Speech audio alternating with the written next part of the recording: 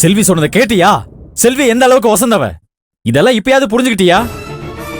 என் அக்கா அந்த 4 லட்சம் பணத்தை காரணம் காட்டி செல்வியை இந்த அளவுக்கு அவமானப்படுத்திட்டு இருக்காங்க. அவன் நினைச்சிருந்தா அந்த பணத்தை நான் எடுக்கல, நீ தான் எடுத்திருக்க அப்படின்னு சொல்லி திருட்டு நகையை வாங்கி நீ ஸ்டேஷன்ல அவமானப்படுத்த அவளால காட்டி கொடுத்திருக்க முடியும். ஆனா அதை அவ செய்யல. அவகிட்ட ஆதாரம் கூட இருக்கு.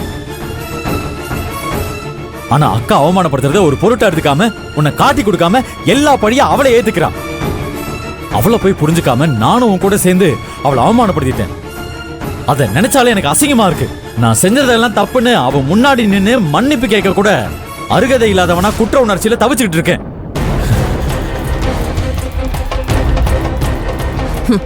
ஆமா, அவ ரொம்ப வசந்தவதான். என்கிட்ட என்ன மன்னிக்கிற மாதிரி பேசிட்டு உங்ககிட்ட எல்லா உண்மையை சொல்லி எனக்கு எதிராக உங்களை தூண்டி விட்டுருக்கால, அவளை கோயில்ல வச்சுதான் கும்பிடணும். உண்மையாவே செல்விய ஒசந்தவதான், என் தம்பி ஒசந்தவன் தான்.